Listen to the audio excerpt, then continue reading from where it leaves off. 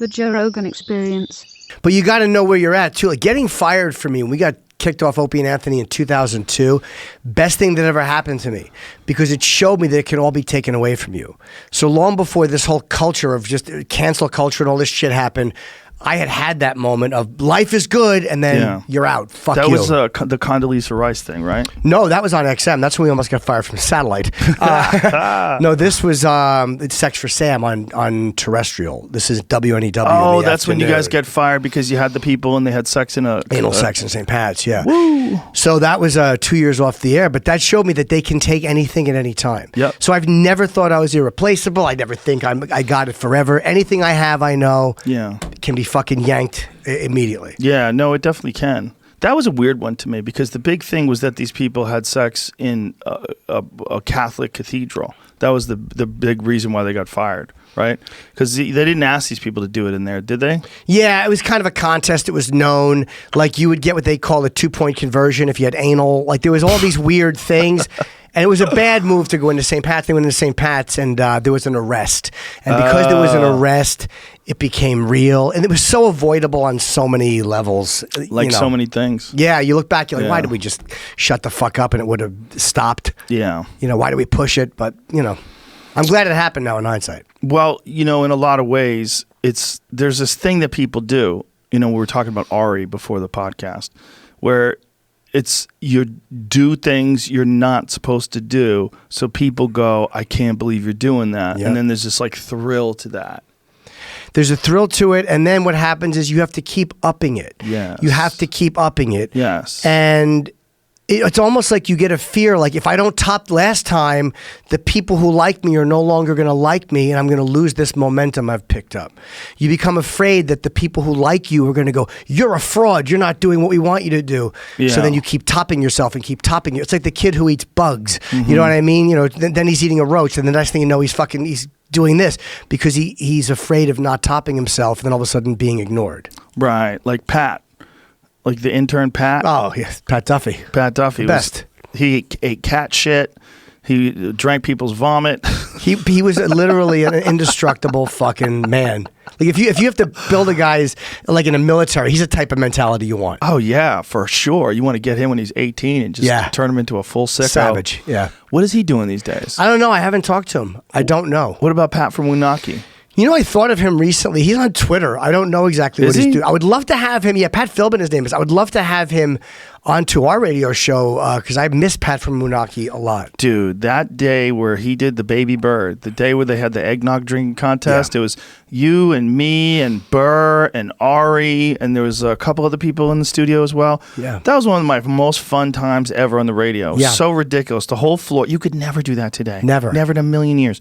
We were in Opie and Anthony in the studio. The floor was covered in plastic bags because they had Opie and Anthony had an eggnog eating contest, and everyone would throw up. You'd get to a certain level of eggnog where you just couldn't take it anymore.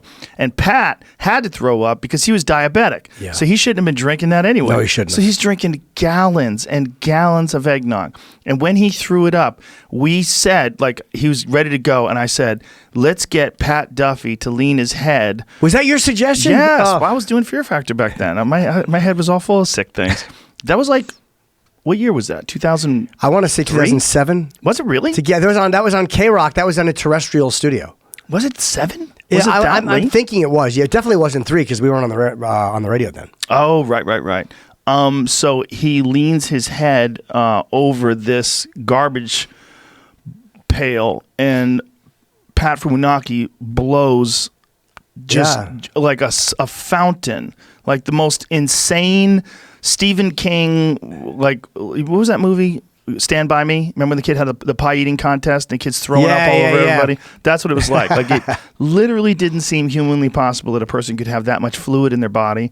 And then when he was ejecting it was like a cartoon. He's doing it in Pat's face. 2006. 2006. It was 2006. Wow. And I can't believe I forgot. Yeah, I used to forget that Burr was there that day. Yeah, we were all there, man. It's one of those things you're glad you were a part of, right? Like, I'm happy I was there for that. I was happy I got to see that. It was so fun. That show, when it was in its prime, when it was in its peak, was so fun. Yeah. And it was a hang, and it really influenced in a lot of ways the way I do podcasts, because there's no structure. It's just hanging out with funny people and just talking about stuff. Yeah. No structure. Yeah, just bullshitting. Wherever it goes, it goes. I mean, it'll always go somewhere. I mean, you got people having a conversation. It's always going to flow somewhere. Exactly. It doesn't have to be controlled and regimented. And what do you want to talk? Is there anything worse when you go to a radio show? Like, what do you want to... Dude, I've done radio shows where they want you to bring up certain subjects where you have jokes. You know, there's not even that long ago, man, like less than 10 years ago, I did one of those national radio shows in the Midwest, and they asked me to do that. And I was like, what? And the producer got upset. And I go, I don't do that. I go, I'm not going to do that. And they're like, we need subjects. Like, the guy was like pissy with me. Yeah. I'm like, oh.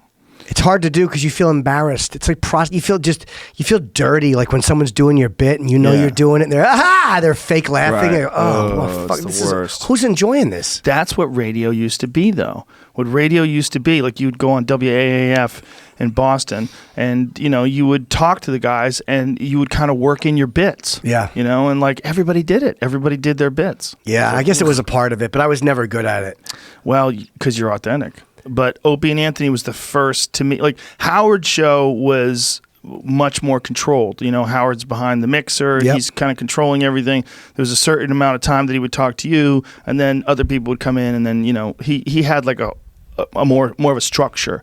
Whereas O&A, you would go in there and Anthony would have a gun and fucking, Opie's behind the mixer, just sort of watching all this chaos go on. Different comics come filtering in, and remember the time Marion Barry walked in?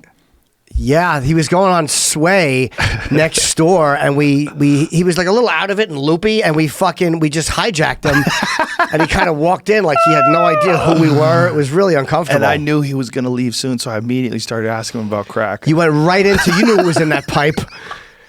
And he was like, nobody knows what's in that pipe. I go, nobody knows what's in that pipe. I'm like, you knew what's in that pipe.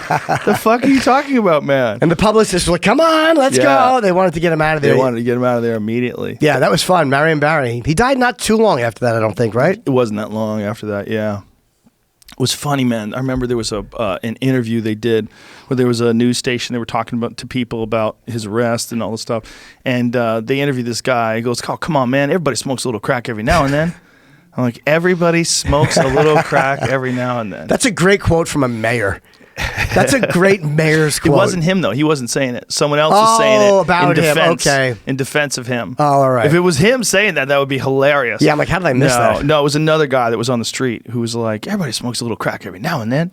Did he get reelected after that, too? Yes, he did. I think he went to jail, came out, and got reelected. Yeah. Yes. People in D.C. very forgiving. LOL. Yeah. Very forgiving. Strange fucking place, man.